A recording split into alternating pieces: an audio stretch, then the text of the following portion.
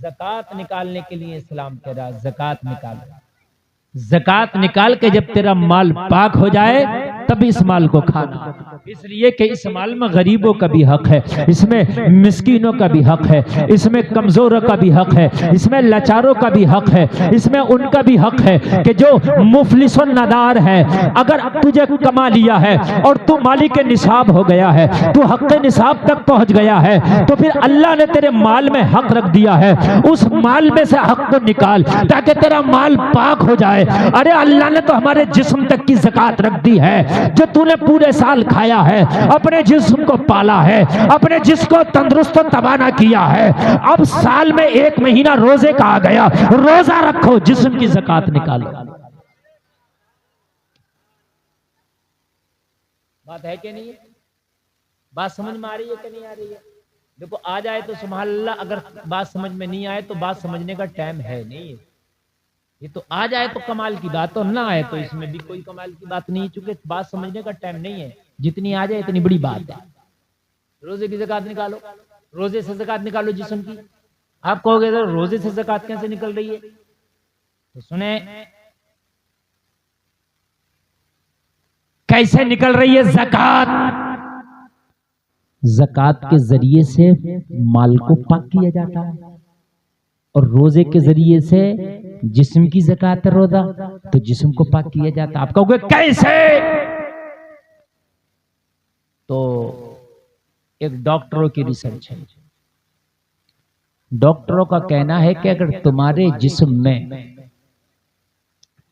कोई भी गंदगी इकट्ठी होकर अगर उसका फोड़ा बन जाए और वो बाद में कैंसर की शक्ल इख्तियार कर ले, जो कैंसर होता है ना, वो गंदगी ही तो इकट्ठी हो जाती है ब्लड के अंदर और बॉडी की, और जब वो बढ़ने लगती है तो वो कैंसर बढ़ने लगता है। तो डॉक्टरों का कहना है कि अगर इंसान भूखा रहेगा तो जो उसकी बॉडी है उसे खाने के लिए कुछ ना कुछ चाहिए। तो जब इंसान भूखा रहेगा तो खाना तो मिलेगा नहीं, तो जो वो गंदगी जो फोड़े की शक्ल में है, बॉडी धीरे धीरे उसे खाती है। क्या करती है? जोर से बोलो। ये अब आयुर्वेदा भी कह रहा है।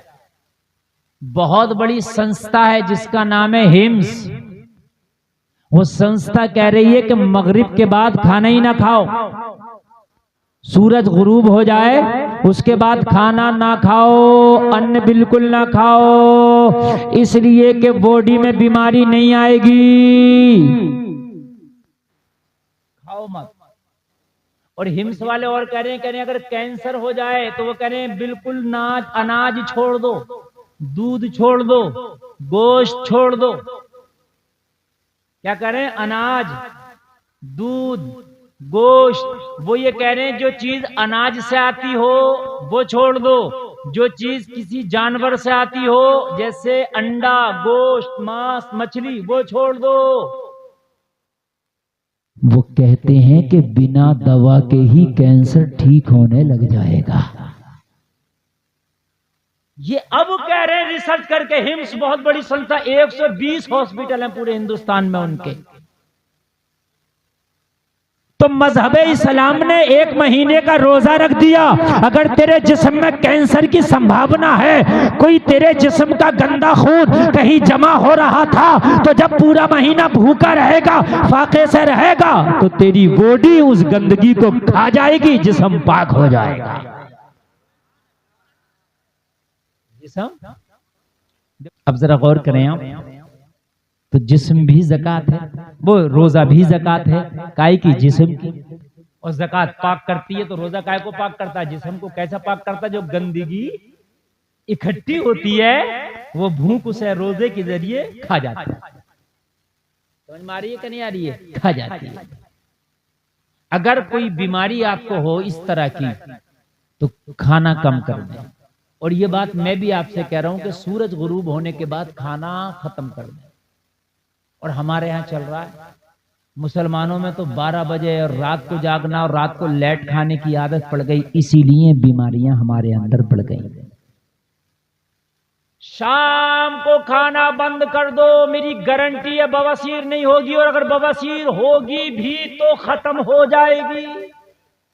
ये मेरी रिसर्च नहीं, ये बहुत बड़ा सेंटर है कानपुर में, उस डॉक्टर की रिसर्च है। उसने कहा है कि अगर शाम को खाना बंद कर दें आप, सूरज गुरूब होने से पहले पहले खाना खा लें, तो बवासीर पेट की खराबी से होती है। पेट खराब नहीं होगा तो बवासीर नहीं होगी। आप कहते हैं डाइट के लिए क्या करें, पेट बढ़ रहा क्या करें, वजन बढ़ रहा क्या करें, शाम का खाना छोड़ दो। लीवर शाम को हाजमे के लिए काम नहीं करता। लीवर शाम के बाद जब तुम सोते हो तो ये फिर तुम्हारे ब्लड को ये पूरी मिशनरी बिल्कुल फिल्टर करती है, इसका काम दूसरा हो जाता है। और तुमने इसमें खाना इतना भर दिया तो अब ये खाने को पचाए कि उसे फिल्टर करे, तो इसलिए नए नए मर्ज शुरू होते हैं। शाम को खाना बहुत हल्का। और इस्लामी तरीका बताऊं क्या है? मगरिब के वक्त खाना खा लें, ये है इस्लामी तरीका। इफ्तार भी मगरिब के टाइम में आप देखें, अरे ईशा के टाइम भी तो हो सकता था। तो ये इशारा कर रहा है इस्लामी नुक्ता नजर। क्या इशारा कर रहा है इस्लामी नुक्ता नजर? के बस मगरिब के वक्त खा लो, सूरज गुरूब हुआ खा लो। ये आपको इशारा कर रहा है इस्लामी नुक्ता नजर।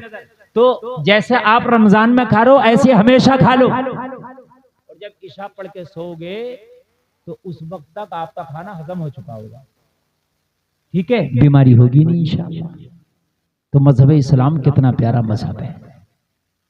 हम तो हर चीज को पाक करके खाते पीते हैं, हम तो बदन को भी पाक करते हैं, रोजी को भी पाक करते हैं। मुझे बताएं यार, इस्लाम जैसा पाकी का मजहब कोई होगा? आप बताएं। इस्लाम तो यह है कि अगर हलाल की कमाई ना हो तो पेट पे पत्थर बांध लो। जलसे में आने वालों, जैसे तुम्हारे मदीने वाले मुस्तफा ने पेट से पत्थर बांधा है, सहाबा की जमात ने पेट से पत्थर बांधा है। और किस लिए पत्थर बांधा है जलसे में आने वालों? इसलिए मेरे करीम मुस्तफा पेट से पत्थर बांध के बता रहे हैं कि अगर तुम्हें हलाल के लुकमे मिले तो खूब खाना, और अगर कभी हलाल का लुकमा ना मिल सके तो मोहम्मद अरबी की जिंदगी को देखना। मैंने पेट से पत्थर बांध के बताया है कि जहां खाना सुन्नत है वहां अगर ना मिले तो फाके रहना भी सुन्नत है। बताओ मेरे नबी फाका रहे कि नहीं रहे? अरे रहे कि नहीं? पेट से पत्थर बांधे। अच्छा एक बात बताओ, नबी चाहते तो खाने जन्नत से मंगा लेते। आपका ये ईमान है कि नहीं है? नबी चाहते तो जन्नत से खाना आ जाता। ईमान है ना? मेरा तो ईमान है खुदा की कसम। अगर नबी इशारा करते जन्नत से तो खाना छोड़ दे, जन्नत ही आ जाती नबी के घर में। ईमान है कि नहीं है? जन्नत आ जाती। या रसूल अल्लाह फिर पेट से पत्थर क्यों? अगर आप चाहते तो जिब्रील जन्नत के खाने लाके आपके दस्तरखान पर रख देता। आका फिर पेट से पत्थर क्यों? जवाब मिला, गुलफाम मैंने दुनिया को सबक दिया है। मैं तो जन्नत से खा सकता था, लेकिन मेरी उम्मत के गरीबों पे अगर खाना ना होता तो वो क्या करते? वो क्या करते? उन्हें रास्ता कौन बताता? तो मैंने रास्ता बताया। पेट से पत्थर मोहम्मद ने खुद बांधे और बांध के बताया, दुनिया वालों हलाल का मिले पाक मिले तो खाना, और अगर पाक ना मिले तो हराम की तरफ नापाक की तरफ हाथ ना बढ़ाना, फाके रह लेना, चाहे पेट से पत्थर बांध लेना। ये भी मोहम्मद की सुन्नत है। ये है मेरे नबी की जिंदगी, ये है इस्लाम। वो हमें बता रहे हैं पाकी और नापाकी की बातें, वो बता रहे हैं। जिनकी धोतियों में 50 ग्राम पेशाब हमेशा रहता है, वो हमें बता रहे हैं कि पाकी और नापाकी क्या है, वो हमें बता रहे हैं। यह है हमारा मजहब। गौसे आजम के अब्बू ने एक सेब खा लिया बगैर इजाजत के, कहा जायज नहीं मेरे लिए। 12 साल तक उसके बदले में बाग रखाया। यह है इस्लाम, यह है इस्लाम। सहाबा ने नबी की बारगाह में की, आका भूखे हैं, कुर्ता उठा के दिखाया, पेट से पत्थर बंधे। मेरे नबी ने अपना कमीज उठाया तो नबी के 2 पत्थर बंधे। ये है इस्लाम। हराम की तरफ हाथ ही नहीं बढ़ाएंगे हम। यह है मजहब इस्लाम। हमें बताया जा रहा है जिस शराब को तुम पीते हो हमारे मजहब में वो हराम है। क्या है हमारे मजहब में? वो हराम है।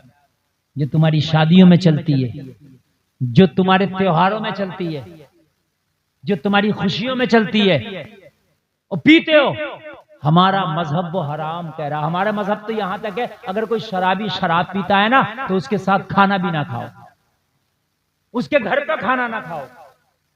यह है हमारा मजहब। शराब अगर कपड़े को लग जाए तो कपड़ा नापाक हो गया, यह है मजहब। उसे पाक करो। हमें बताओगे पाकी ना पाकी? मगर खता यह है कि तुम इस्लाम से दूर हो गए, बहुत दूर हो गए, कोसों दूर। इस्लाम के करीब आने की तुम कोशिशें भी नहीं कर रहे हो। ये जल से वाहिद जरिया थे कि तुम्हें कुछ इस्लाम से उलमा करीब करते, तो उसमें भी आपने इतनी शायरी निकाल ली कि मौलवी को फिर लास्ट में डाल दिया। अच्छा, कुरान और हदीस में आया कहीं कि मौलवी की तकरीर आखिर नहीं होगी? नहीं आया तो पहले करा दो ना, कम से कम कुछ फायदा हो जाता। मगर ऐसे मौलवी की तकरीर बाद में कराएंगे जैसे कुरान और हदीस में आया कि मौलवी की तकरीर बाद में ही होना है, वरना नाजायज हो जाएगा। ये हंसने की बात नहीं, रोने की है। ये कोई चटकुल्ला नहीं है। ये बड़ी कीमती, बड़े पैसे लगते हैं जलसा कराने में, बड़ी मेहनत से जलसा होता है। 10-10 रुपए करके कमेटी वाले चंदा करते हैं। अगर कौम को कुछ मिल ना सके तो जलसे का फायदा क्या, हासिल क्या? हमसे बात करते हैं पाकी ना पाकी की, और हमसे बात करते हैं अमानतदारी दयानतदारी की। अपनी बात करो।